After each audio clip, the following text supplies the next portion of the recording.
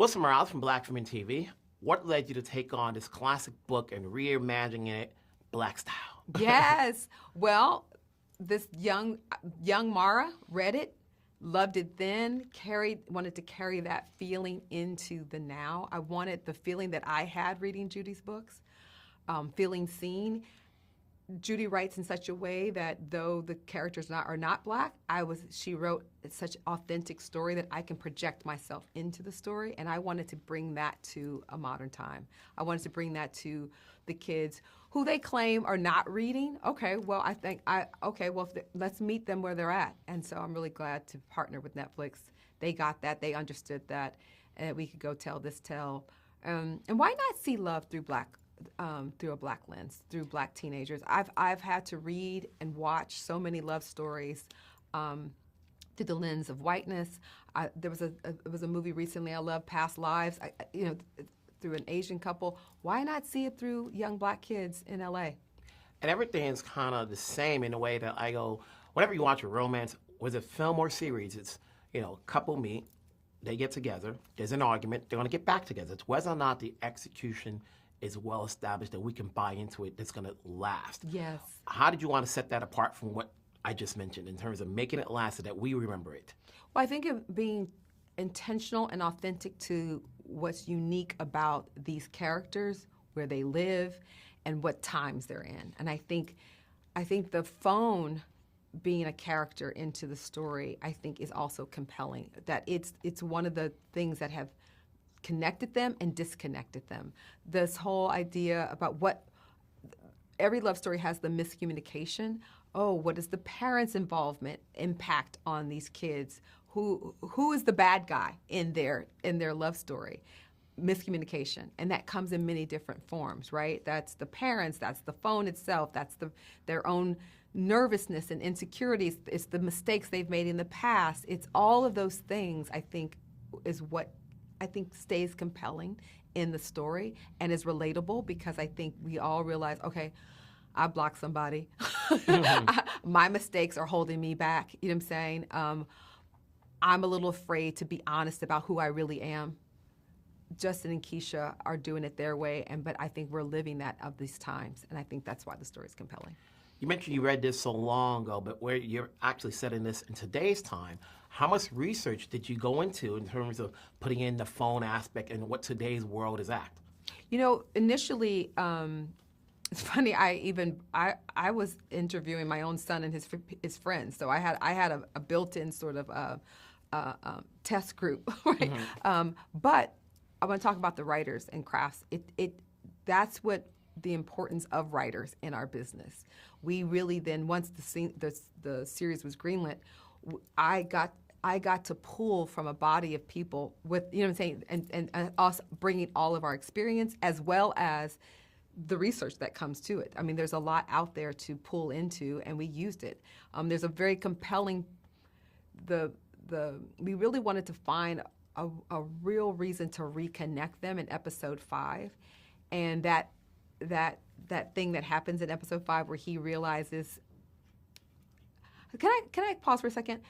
Is your interview post? Is this for launch or is it post? Because I don't want to waste our time talking about something we really can't show. You know what I'm saying? All right. Okay. Let's not talk about episodes. Okay. Yeah. Okay. I'm sorry. I didn't want to get in the weeds. Okay. Say your question again. In terms of reading, doing a research. Oh, research. Yes, I want to talk about the writers. My first step was, my first audience was my teenage son. Did I get it right? And I got a thumbs up from him. Got a few notes. I was like, thank you. Asked a few of his peers to read. Okay, great.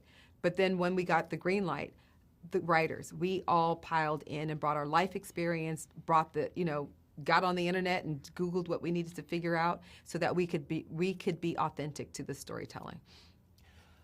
What went into bringing in Michael and Lovie as your protagonists? They were it. We went through the process of casting, and when they literally came in their chemistry read, like you audition them separately to think, oh, I think he's Justin, I think she's a good Keisha. and they both passed that test. But when we put them together in their first sort of chemistry read, the goosebumps were there immediately, and you trust that. And then you have to trust the team around you to make sure that we will be able to support them through this journey. And Regina and I looked to each other, and we were like, it's them, it's them. And for me, when I see actors that make me want to write better, I also know that those are the two that we need, and that's what happened in their chemistry read. Congrats on the series. Congrats on the performances by everyone. Everybody was great, including the parents on all levels. You know, I'm sure we'll talk down the road. Thank you. Aren't they great? Come on. We're good. Like Wood was like from Black Film and TV. Here we are. Had you read the book prior to taking on these roles? I didn't read the book prior, but when I got the part, I got the book. And I was like, I'm going to read all of it. And it was great. I mean, Judy she was ahead of her time when it came to writing. And I think Mara does a beautiful job at adapting it to today's current time. So, yeah. What part of Justin is Michael? What part is Keisha is Lovie?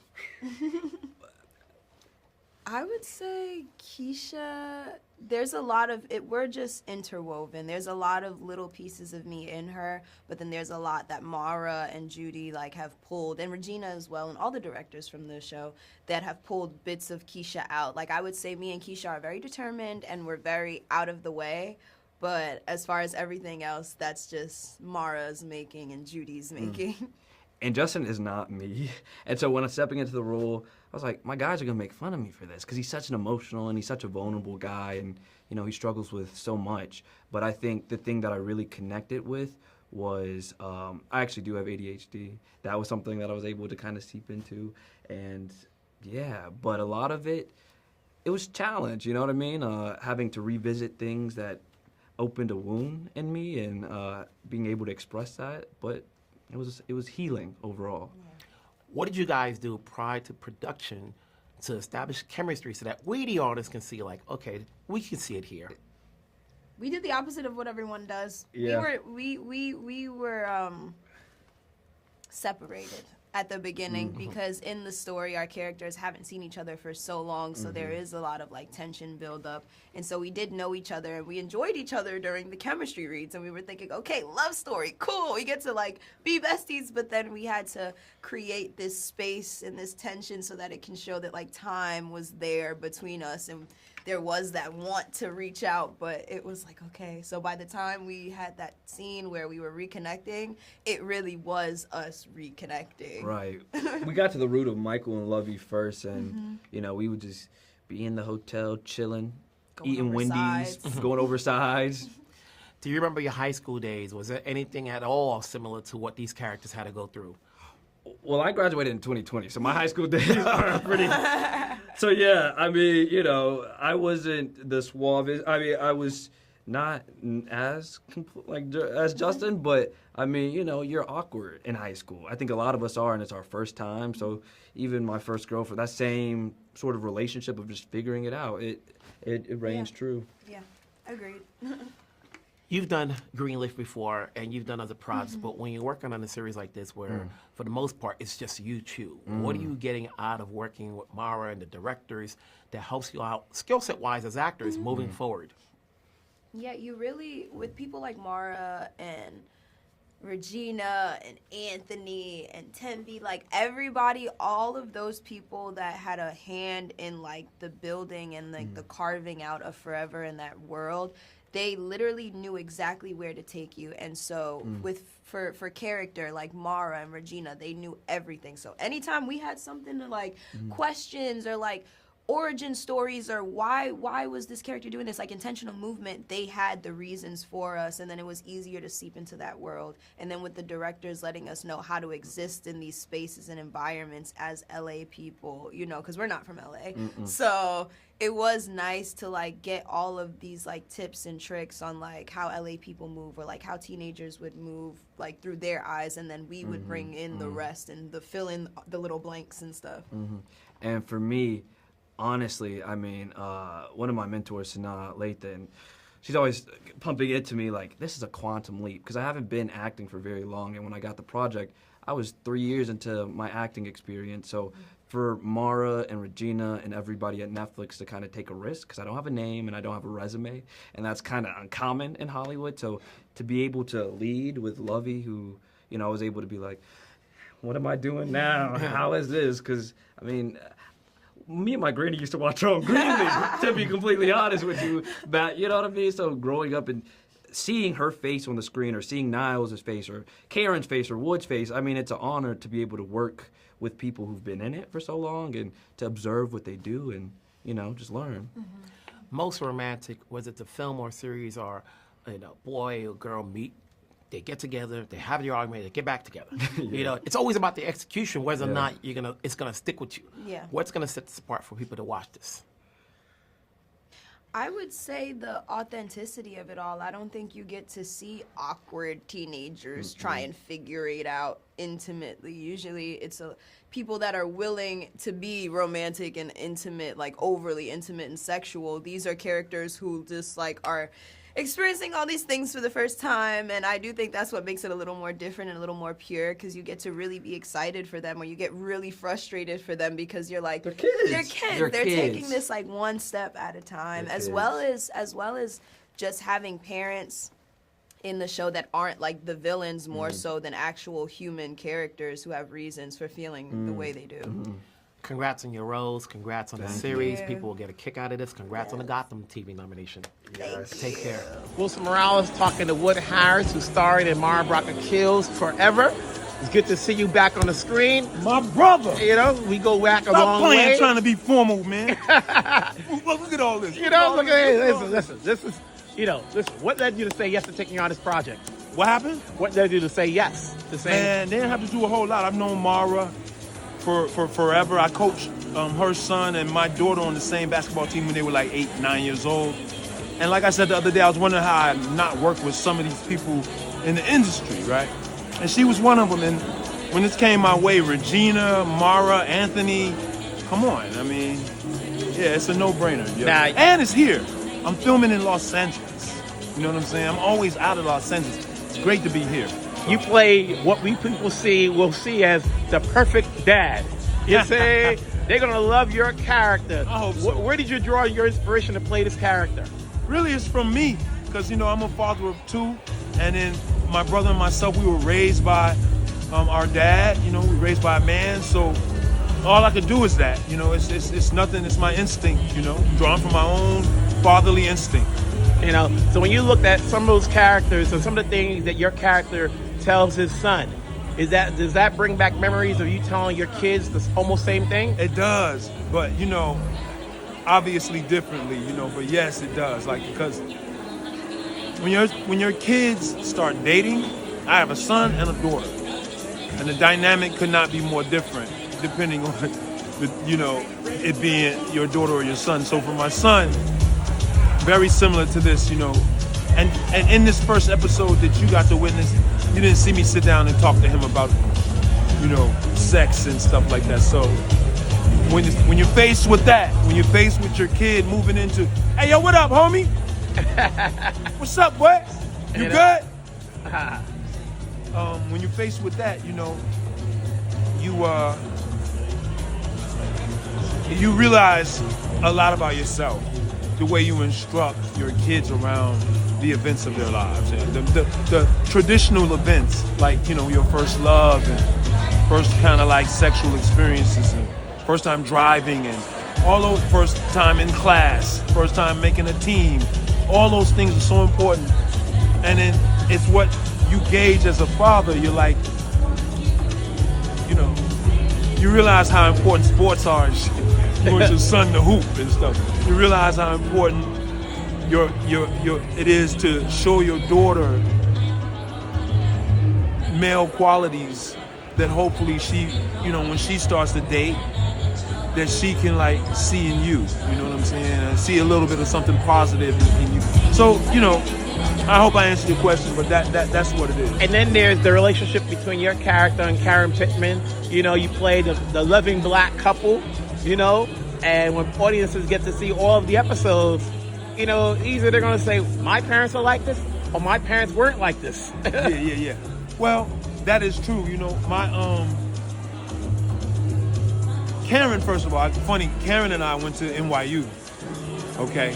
She's after me, but we went to the same grad school, educated the same way, so we basically, and we know a lot of the same people, but hadn't met before this. So this was a kinship that was easy to happen, and instant chemistry, and she's beautiful, and so coming to work is easy, you know. Listen, from watching you from way back from The Wire to when you played Spencer on the Lakers series to now, you've done an incredible amount of work. What's the staying power to still being in this business? That's a great question. For me, it's been decades, and it really separates me from the rest. That's a great question. A lot of things. I would say one thing is being yourself. Like I never came in here, okay, I'm gonna be Denzel, or I'm gonna try to be somebody else. I never really situate myself like that. I always make myself, I'm me, and I stay away from the hoopla. I don't really engage with criticism, critiques, or reviews. I don't look at critiques of me, reviews of me, and any of that. So I feel like it keeps me genuine to myself. The me before I was an actor, me before I was a famous actor. It's important to be in touch with who you are before you're go on this ride and end up, some kind of famous person. Listen, congratulations on the road. Thank you, Congrats on the series. Hey, this is my dog right here. Hey, we're gonna make it happen. I've known this cat over the years. You understand? He's all of my events. Got a lot of love for you, my brother. Totally appreciate it. I don't think I've ever done one of these out here in Los Angeles where I ain't see you there, man. So, all right. We're good. Xosha Roquemore regarding her role in Mara Brock's Forever series. Here you are, you're playing the mom. But it's a great role. What led you to say yes to taking on this project? Gosh, so many things. I just said earlier today that usually I would weigh a job about the money, the team, and the material, and this had all three. Usually you get 2 out of 3 if you're lucky. So for something to have all three, an amazing team, brilliant material, and awesome cha-ching Netflix money. Can't say no to that. You know what I'm saying? I can't say no. Can't say no. Right. You're playing a single mom. You are a mom. What more or who else did you draw your inspiration to play this character? I drew it for myself. I'm a single mom, and my mom was a single mom. I mean, she is a single mom still, but I'm an adult, so. But yeah, I drew for myself, for my cousins. I grew up around many women who were raised by single moms, so I knew Shelly intimately. It didn't take much. I didn't have to research or look too far outside of myself or my own background. You're playing opposite Lovie. What did you guys do prior to shooting to establish a relationship so that we, the audience, can see this is a mom and daughter? Gosh, we rehearsed. We got to know each other. We hung out. We had lunch. We just talked. And honestly, it was such a natural spark between us. The chemistry was just there. We're both Sagittariuses. Literally, I was still auditioning for the role when they announced that she was going to be cast as Keisha, and I knew I was going to get it. As soon as I was like, oh, it's her. There's nobody else who looks as much like her in Hollywood. You're having a great year. Captain America, Brave New World, and this. You're being seen on the big screen. You'll be seen on the small screen. Yes. But you've been in the game for a minute. What's the ingredient to still staying in this game? Staying in it, just breathing, being alive, and just still going for it. I'm just still here, I'm not gonna stop. So when you think about this role you had, and I always say actors can never stop learning. What's your takeaway from playing this character that you can take on to whatever project you do next? Well, that's a really good question. You know what? I would say from working on set, I don't know if it was necessarily with Shelly, but working with this amazing team, collaborating, saying what you think. If there's something that doesn't sit well in your mouth, Mara was just such an open book, and she was such a well of knowledge on the story that I could ask her any question, I could give any suggestion, or talk to Regina, text her anytime with a question about a scene. So they just really stressed the importance of collaboration, and they kind of walked in that. Hey, congrats on your role. Congrats on the series. I'm sure we'll keep seeing more of you. All right. We'll talk down the road. Thank you.